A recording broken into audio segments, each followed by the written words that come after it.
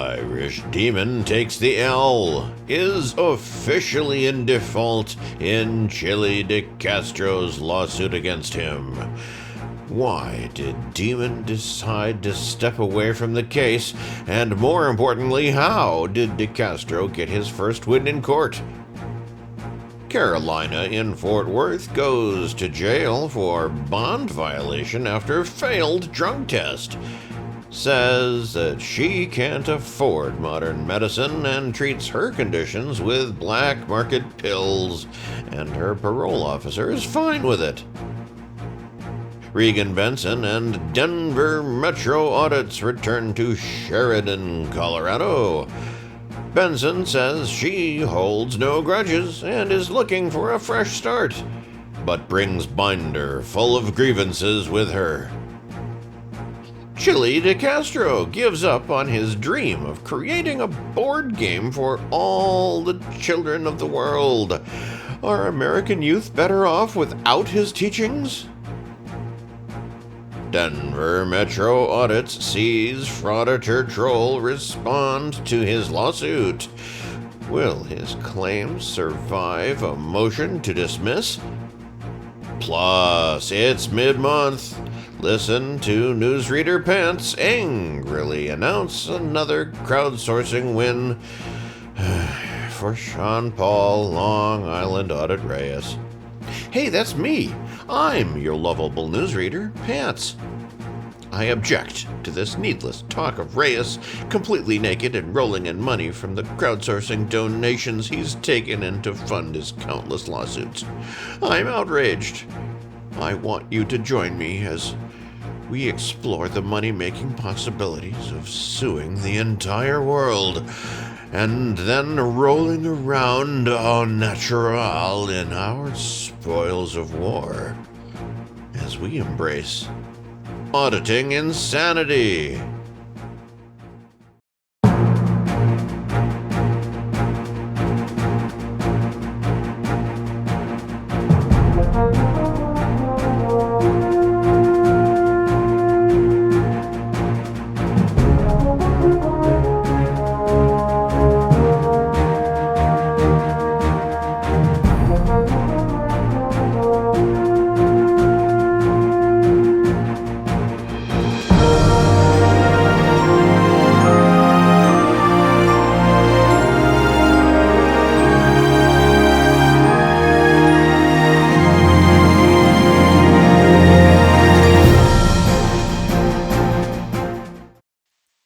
In an inevitable move on Friday, the court clerk in the matter of Jose CHILLE DECASTRO versus John Irish Demon O'Day officially issued a default after O'Day failed to file a response or motion to dismiss the lawsuit, which effectively ended his participation in the suit.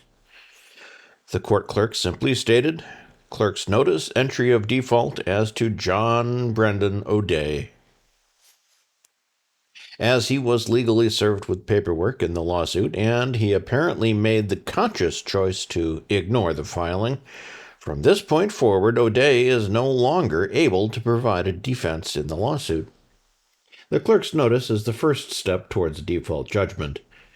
To obtain a judgment, O'Day's attorney, that Randall S., the unhinged attorney, Newman, Esquire, will need to file a motion for default and then put on a case to show that DeCastro is entitled to the relief he is seeking. O'Day can file a motion to set aside the default, or a default judgment, if he is able to show he had good cause to miss the deadline.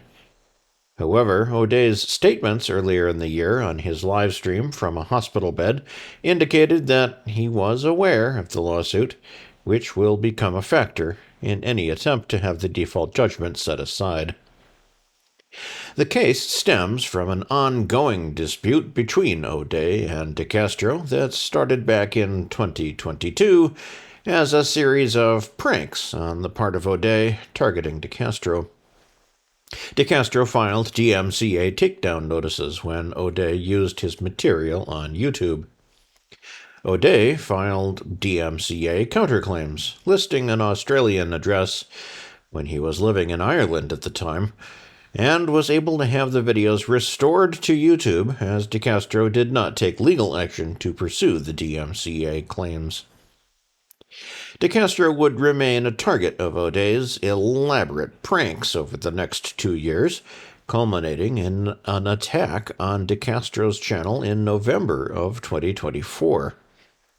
O'Day has confessed to friends that he used an old StreamYard account to access DeCastro's channel and play videos of male-on-male sex acts in a series of live streams. O'Day's attacks resulted in the temporary termination of DeCastro's YouTube channel. According to DeCastro's account, the loss of his primary source of revenue and the revenue he had earned for November of 2024 forced him to lay off the 6 full-time employees who had been working on his channel. According to DeCastro, O'Day's actions have caused both a reputational loss and a loss of standing in the YouTube algorithm. He sued O'Day over the summer of 2025 for both the alleged falsification of the DMCA counter notices and the attack on his channel. In September, Attorney Newman was granted permission to serve O'Day via email, and O'Day was served at both of his email accounts associated with his YouTube channel. This is a continuing news story.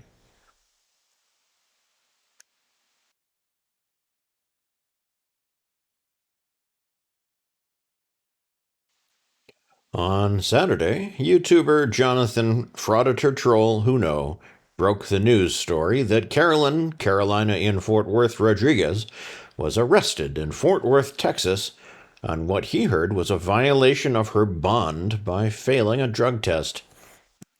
Rodriguez was indeed booked in the Tarrant County Jail and was listed as being charged with interfere with public duties and hinder proceedings by disorderly conditions, 2 of the charges she is currently on probation for from previous convictions.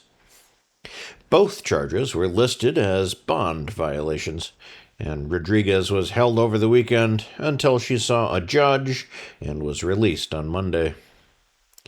Conspicuous by their absence was any sign of support from Rodriguez's fellow auditors, who had previously assembled in the general area last week in support of James Freeman Springer, who was arrested for interfering in a traffic stop.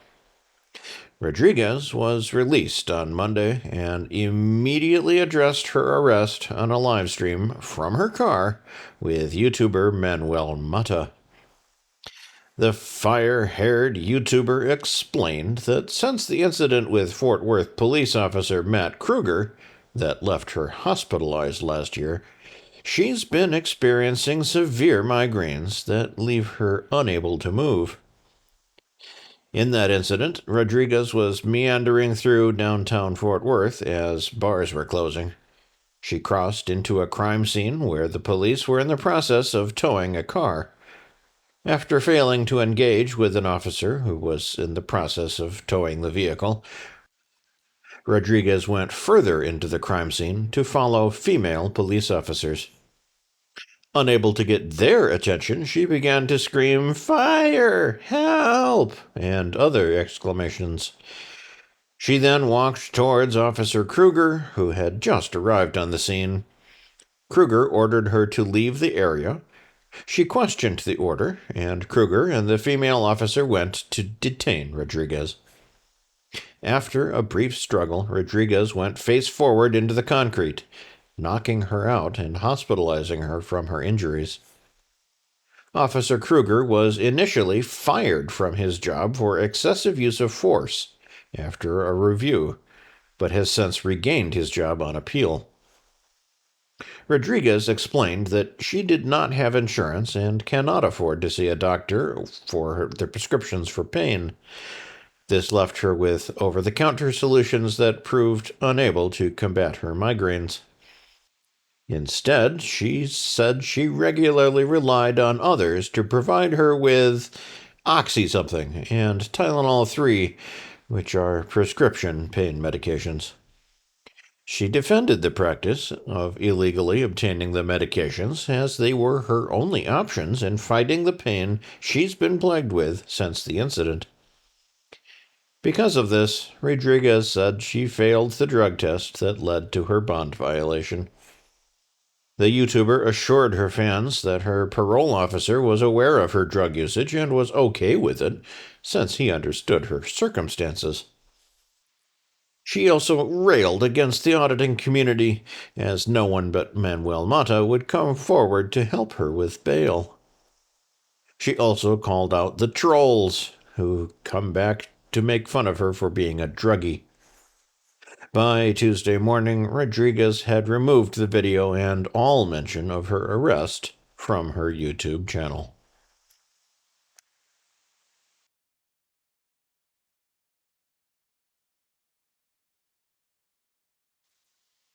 Jose "Chille DeCastro" announced on Sunday in a YouTube community post that he was ending his work on his Constitution HQ board game after many months of delay. DeCastro wrote, "Hello, Team DLZ. I wanted to take a moment to personally thank each of you for your support and patience. I have issued refunds for all pre-ordered board games. If you placed an order through PayPal, Venmo, or Cash App, please reach out to me directly if you have not seen a refund notification from your bank yet. I want to make sure everyone is fully taken care of. There are many moving pieces involved in producing and distributing the board game, and right now my focus needs to stay on a few other major projects we are building together. I deeply appreciate your understanding and continued support as we keep pushing forward. Thank you again for believing in what we are creating. Please do not hesitate to contact me if you pre-ordered a board game so I can confirm your refund personally. With gratitude, Chille." DeCastro had originally announced the idea of a constitutional board game similar to the board game Trivial Pursuit back in 2023. At that point, he had thought of it as a conversational game that could be used by his fans to learn his teachings of American law and the Constitution. Things changed when he was incarcerated in Las Vegas, Nevada in 2024, where he experienced an epiphany.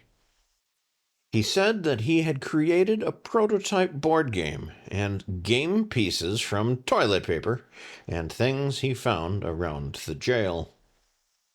His new intent for the game was for an educational device that he could sell to prisons as part of a larger educational package he intended to sell to teach prisoners their rights and United States law. It eventually morphed into a children's-based game that he would sell to schools across the country and in big box stores. He would go on to announce that he would sell both a regular version and an extended teacher's version of the game, which would come with gameplay allowing it to be hung from a wall as part of the teaching process.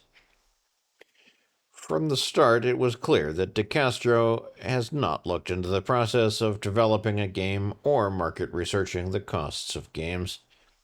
For example, he said he set the initial $50 price point by going into a big box store and looking at games of a similar nature. At no time did he factor in the manufacturing costs of the game, storage of the completed games, transportation costs, assembly, workers, or playtesting. It was unclear how the game actually worked, other than the little DeCastro would display on his livestream. DeCastro never mentioned a successful playtest, and did not seem to have the patience to sit through a game session on a live stream.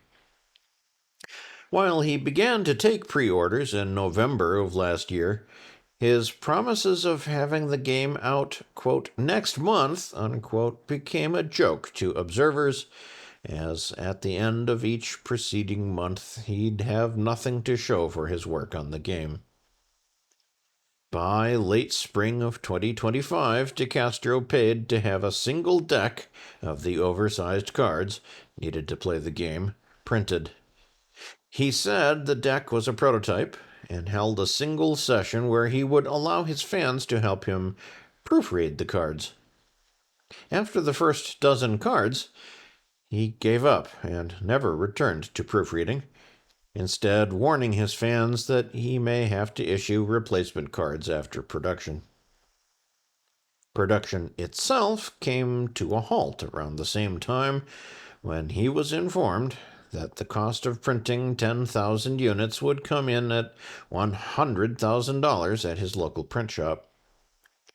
DeCastro sought funding, but never found a way to earn the money he needed to move forward. By midsummer of 2025, the project was all but dead. Attorney, that Randall S., the unhinged attorney, Newman, Esquire, offered to help DeCastro find a print shop in China for a fraction of the cost of printing in America, but DeCastro seemed uninterested in moving forward with the idea. According to DeCastro, he's refunded all the money he took for pre-orders and has alerted anyone who has not yet received a full refund to contact him directly.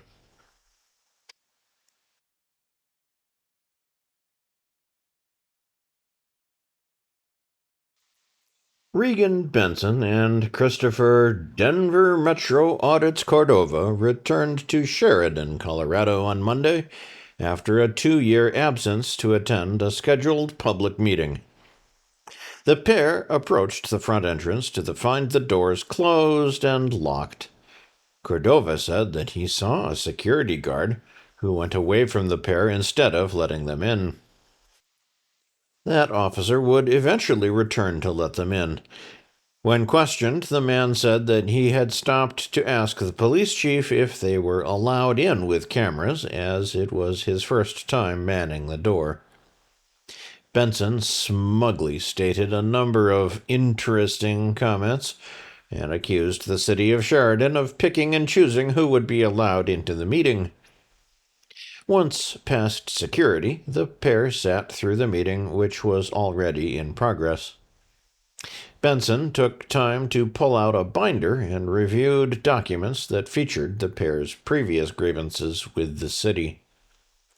As the meeting adjourned, Benson focused on each member of the city council to explain which ones sucked and that she had a problem with, and others that were bright spots in the hellhole she described as Sheridan, Colorado.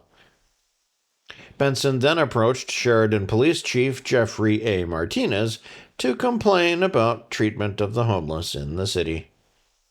She said that while she didn't see the events, she reminded the chief that police should not threaten to arrest homeless individuals in the cold without consulting the Tri-Cities homeless provider. Martinez agreed with Benson's statement and asked her for more information about the incident she was talking about. He said he wanted to have a better relationship with her this time round and would do his best to comply with her requests. After Martinez left, Cordova and Benson debated giving the police a second chance, as the police lied. Benson said that she and Cordova did not hold grudges or express hate for anyone, though Benson then shot down Cordova's idea to have a one-to-one meeting with Chief Martinez on camera. She went on to explain that she forgives, but she doesn't forget with most people, and what Sheridan did to Cordova and Cordova's former girlfriend was unforgivable. Benson worked herself into a rage, remembering past events, stating that Martinez and his family had been violent towards them. Benson would go through the rest of the binder with Cordova, spending almost an hour reciting their grievances with the city, before turning their attention to Benson's grievances about how Sheridan treats the homeless. At the end of the live stream, Benson said that the police in Sheridan were out to cause violence against me, and they would be seeking to end her or Cordova's lives. She credited Cordova's channel for producing compelling police-related video and disparaged her own channel for lack of viewership.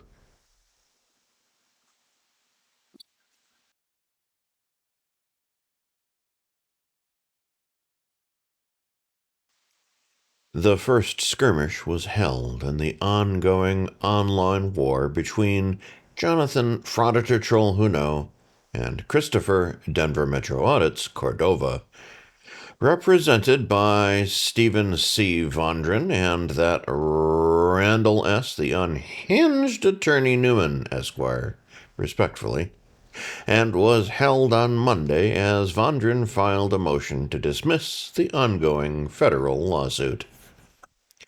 That motion to dismiss got off to a troubling start, as it initially only covered Huneau and not his wife, co-defendant Nika O'Leary. Attorney Newman pounced on this, filing a motion to hold O'Leary in default almost immediately after Vondran's initial filing. According to Huneau in a live stream held later in the day, Newman had agreed to withdraw the motion for default after Vondran filed an updated motion to dismiss, but had yet to do so as of press time. As is, the new motion calls for a hearing on November 18th, 2025, in the United States District Court for the Northern District of California to hear the motion to dismiss the complaint. The complaint is seeking a complete dismissal of the claims against Huneau and O'Leary based on the grounds that Newman failed to state a claim upon which relief can be granted. Vondran is seeking attorney's fees and reimbursement of the costs that Huneau incurred defending himself in the case. As Huneau made clear in his live stream Wednesday night, this is just the first skirmish in a longer war. According to Huneau, Newman is set to file an amended complaint in the near future as a response to the motion to dismiss, which will result in a second motion to dismiss. Key takeaways to follow from Wednesday's filing include the fact that even in the corrected version of the filing, O'Leary is barely mentioned. This is troubling, as O'Leary, not Huneau, took full responsibility for the channel in the DMCA counterclaim.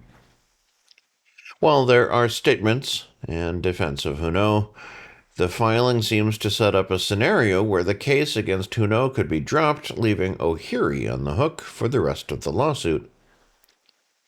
While it contains some iffy logic, relying heavily on a parody defense to excuse the use of Cordova's material, for example, the key takeaway from the document is their strong statement that Huneau's videos did not cause financial damage to Cordova or a viable market replacement for Cordova's works.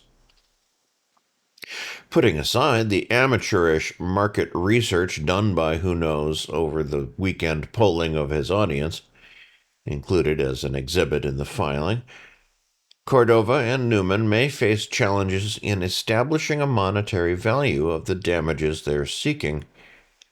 It's hard to see a scenario where damages awarded to Cordova could total more than the tens of thousands of dollars. More interesting is the context of the lawsuit in the world where it is playing out. Both sides see themselves as the hero of the story.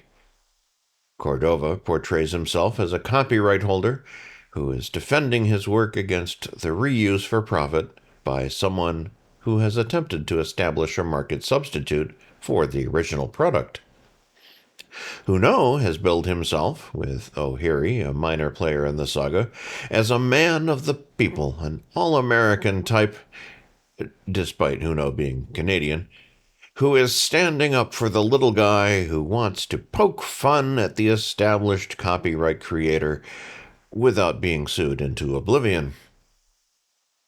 Both sides have real points and real issues, that the creators of the DMCA never fully decided how to handle, relying on a vague fair use idea which is not codified into law to handle disputes. There also seems to be established guidelines on YouTube that protect works from major corporations from the use of copyrighted material. Play more than a few seconds of an Eagles song, for example, and feel the wrath of Don Henley and his record label in court. Sing a parody of a popular song on a live stream and watch as your monetization is suddenly shared, with multiple entities claiming legal rights over your work as its derivative content from the original work.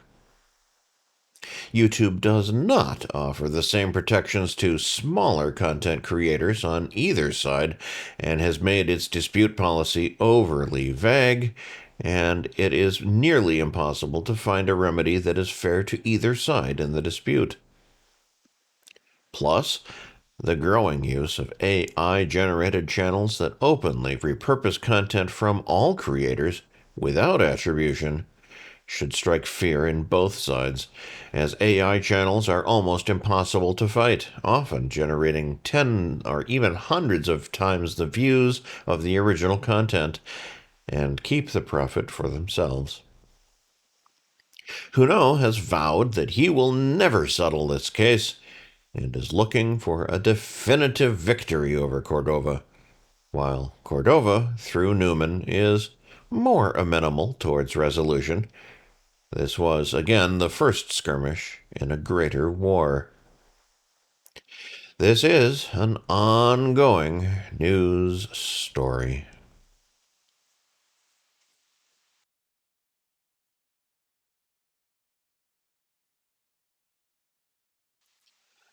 Once again, the mid-month has arrived, and once again, SEANPAUL Long Island Audit Reyes has taken the top slot in crowdsourcing donations for the month, with none of his competitors breaking the $100 donation mark for the month. The look at the mid-month starts with some catching up with individual wins since Friday. Our own ongoing expenses campaign took Friday with a single $50 donation, followed closely by Reyes's Help Me Fight These Unlawful Charges and Injustice Fund with a $10 donation. In a bizarre twist, Reyes would go backwards on Saturday, with his Help Me Fight These Unlawful Charges Fund losing $80 as the only activity for the day. Reyes would rebound slightly on Sunday with a $20 donation to bring him the win for the start of the week. He would complete his rebound on Monday as his Help Me Fight These Unlawful Charges Fund took in $295 in new donations. Tuesday was much more of the same, with Reyes winning a $28 take for the same fund. Finally, Wednesday saw Reyes again dominate with $158 in new donations, bringing his win streak to 4 days.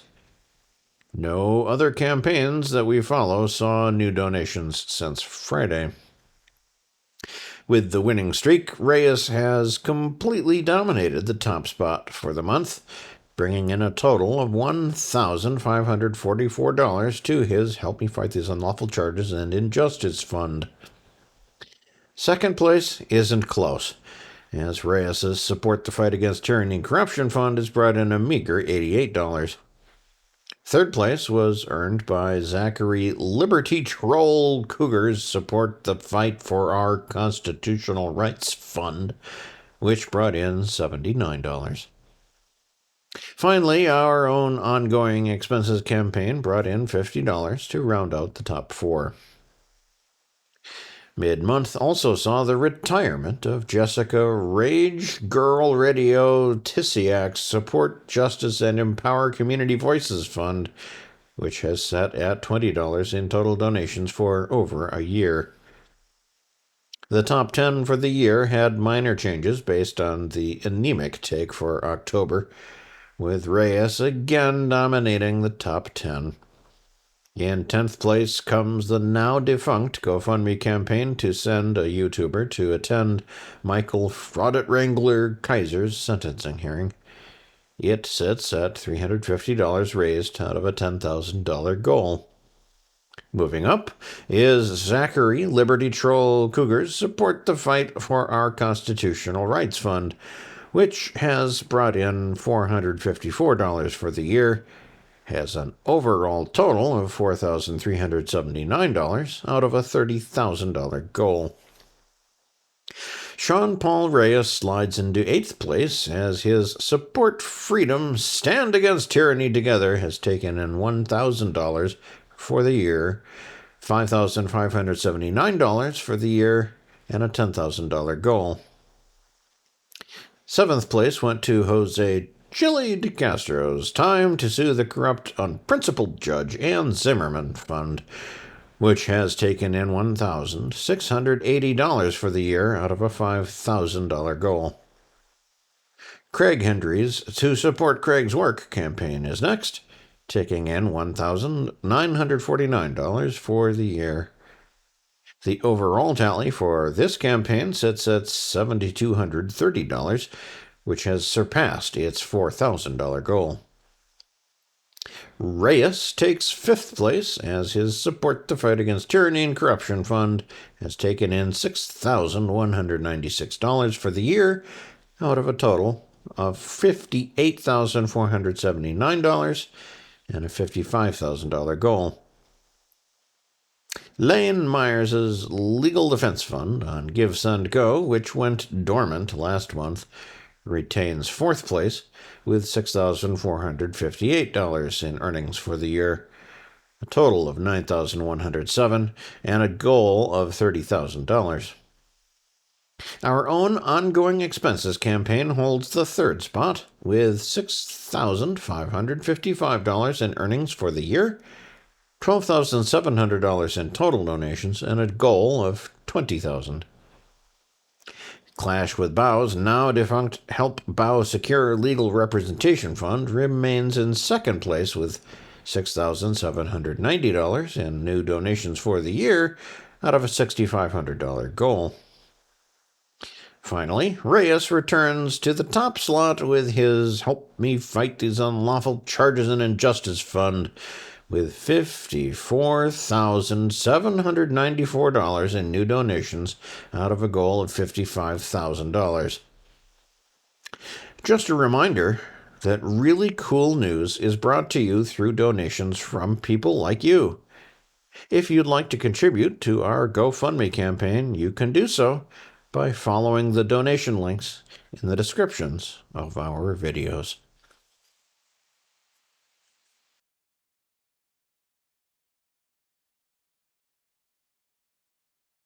We need your help. Both ReallyCoolSite.org's daily newspaper and our daily newscasts are funded by your continuing donations and what we make from our YouTube AdSense revenue each month. If you'd like to contribute to help us keep the lights on, eating, feeding the cats, defending ourselves from lawsuit threats, and writing news stories to feature on both the newspaper and newscast each day, you can do so via a donation to our PayPal, Cash App, or GoFundMe accounts. If you can't afford to contribute, please watch our videos from beginning to end, like, share, subscribe, and comment. You can help by doing next to nothing, and we thank you in advance for pitching in.